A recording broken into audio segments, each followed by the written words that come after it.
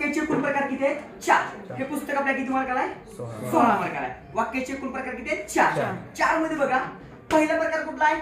विधानार्थी वाक्य. पहिला प्रकार कुठला आहे? विधानार्थी वाक्य. दुसरा कुठला आहे? प्रश्नार्थी. तिसरा कुठला आहे? उदाहरणार्थी. चौथा कुठला आहे? चौथा आज्ञार्थी. बघा आता वाक्याच्या अर्थावरून किती प्रकार पडतात? ते 4. तुम्हाला पेपर मध्ये काय करायचं आहे? वाक्याचा प्रकार ओळखायचा आहे. वाक्याचा प्रकार ओळखायला तुम्हाला किती वाक्य येणार आहेत? 2. एक वाक्य किती मार्काला आहे? 1 मार्क. किती मार्काला? 1 मार्क. अशी वाक्य तुम्हाला किती वाक्याचे? 2 वाक्य त्या ठिकाणी येणार आहेत. बघा आता पहिला प्रकार घेऊ आपण विधानार्थी वाक्य. विधानार्थी वाक्यामध्ये काय? ज्या वाक्यामध्ये केवळ विधान केलेलं असतं, वाक्य सरळ साधं सोपं असतं, वाक्याच्या शेवटी काय येतो? पूर्ण विराम येतो. त्याला काय म्हणायचं? विधानार्थी वाक्य असे म्हणायचं. काय म्हणायचं? विधानार्थी वाक्य असे म्हणायचं. बघा उदाहरणार्थ मी नियमित व्यायाम करतो. वाक्या शेवटी काय येणार आहे? वाक्या शेवटी काय येणार आहे? पूर्ण विराम. बघा ह्या वाक्याच्या टेन्शन घ्यायचं का? लोड घ्यायचा का? वाक्य सरळ साधं सोपं आहे, वाक्याच्या शेवटी काय आलाय? पूर्ण विराम आहे, म्हणून ते वाक्य कसं आहे? विधानार्थी वाक्य आहे. बघा उदाहरणार्थ आता सायली सहलीला नाही, सायली कुठून आली? समीर दररोज शाळेत जातो. वाक्याच्या शेवटी काय? पूर्ण विराम. हे वाक्य काय झालं? विधानार्थी वाक्य. समजलं? विधानार्थी वाक्य म्हणजे काय? पुढचा वाक्याचा प्रकार आहे बघा प्रश्नार्थी वाक्य. नियम गेला खड्ड्यात, नोटबुक गेला खड्ड्यात, ताण घ्यायचा नाही. ज्या वाक्याच्या शेवटी प्रश्नचिन्ह असतो, ज्या वाक्याच्या शेवटी काय असतो? प्रश्नचिन्ह असतो, त्या वाक्याला काय म्हणायचंय? प्रश्नार्थी वाक्य असे म्हणतात. बघा सायली सहलीला जाणार आहेस का? वाक्या शेवटी काय? प्रश्नचिन्ह. तुझ्या घरात किती माणसे आहेत? वाक्या शेवटी काय? प्रश्नचिन्ह. म्हणजे वाक्याच्या शेवटी प्रश्नचिन्ह आला किती वाक्य कसं आहे? कसं आहे? प्रश्नार्थक वाक्य आहे. कसं आहे? बोल लवकर. कसं वाक्य आहे? प्रश्नार्थी वाक्य आहे. बघा आता आज्ञार्थी वाक्य हे खूप महत्वाचं आहे.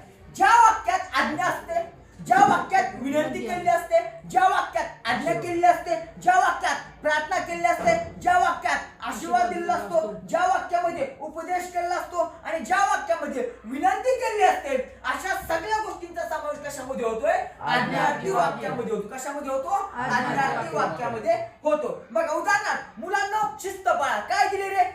काय दिले? आज्ञा. देवा मला चांगली बुद्धी दे. काय दिले? प्रार्थना. तुम्हाला तुमच्या कार्यात यश मिळो. काय केलाय? आशीर्वाद दिला. सरोज मला कृपया वही दे. काय केले? विनंती. समाजाचे नेहमी भले करा. काय केलाय? उपदेश केलेला आहे. म्हणजे ज्या वाक्यात आज्ञा केली, उपदेश केला, प्रार्थना दिली, आशीर्वाद दिला किंवा विनंती केली, उपदेश केला, आज्ञा केली, प्रार्थना केली, अशा सगळ्या गोष्टींचा समावेश ज्या वाक्यामध्ये होतो त्या वाक्याला काय म्हणायचं? आज्ञार्थी वाक्य असे म्हणायचं. आता बघा उद्गारार्थी वाक्य. ज्या वाक्यामध्ये उद्गारवाचक चिन्ह असतं, कधी कधी वाक्याच्या सुरुवातीला पण उद्गारवाचक चिन्ह येतं आणि कधी कधी वाक्याच्या शेवटी पण त्या ठिकाणी काय येऊ शकतं? उद्गारवाचक चिन्ह येऊ शकतं. उदाहरण बघा, अरे रे धावताना पडला तो. अरेच्या पुढे काय? उद्गारवाचक चिन्ह म्हणजे शोकदर्शक भावना आहे. शाबास जिंकलास तू, प्रशंसा केली. मी पक्षी झालो तर काय याच्यामध्ये? तीव्र इच्छा. काय? तीव्र इच्छा आहे. म्हणजे आपल्या मनातल्या भावना किंवा तीव्र इच्छा ज्या उद्गारातून व्यक्त झालेत अशा वाक्याला काय म्हणायचं? त्या ठिकाणी उद्गारवाचक वाक्य असे म्हणायचं. काय म्हणायचं? उद्गारवाचक वाक्य असं. समजलं? वाक्याचे किती प्रकार पाहिले आपण त्या ठिकाणी? ओके ठीक आहे. ओके चला आता मी तुम्हाला काही प्रश्न विचारतो, जे प्रश्न खूप महत्वाचे आहेत, जे तुम्हाला 2 मार्कासाठी आहेत. बघा याच्यामध्ये शाबास किती छान काम केलेस तो, वाक्याचा कोणता प्रकार आहे? हा कोणता प्रकार आहे? ओके पुढे बघा, मुलांनो शिस्तीने वागा. कोणता प्रकार आहे? कोणता आहे? आज्ञार्थी. माझे घर नदी किनारी आहे. कोणता प्रकार आहे? तुला प्याडा आवडतो का? ओके. मुलांनो रांगेत चला. कोणता आहे? आज्ञार्थी. अरे रे किती वाईट झाले. ओके. तू सहलीला येणार आहेस का? ओके. राजू नेहमी व्यायाम करतो. कोणता? विधानार्थी. हे काय झाला? बरं आणखीन बघा, दुसऱ्यांचे नेहमी भले करा. दुसऱ्यांचे नेहमी भले करा. आज्ञार्थी. मी पक्षी झालो तर? मी पक्षी झालो तर शेवटी उद्गारवाचक चिन्ह आहे आणि ज्या वाक्याच्या शेवटी उद्गारवाचक चिन्ह येतं त्याला काय म्हणायचं? काय म्हणायचं? बरं मला माझे पुस्तक दे. उदय माझा मित्र आहे. कुठे गेले आई तुझी? कोणता?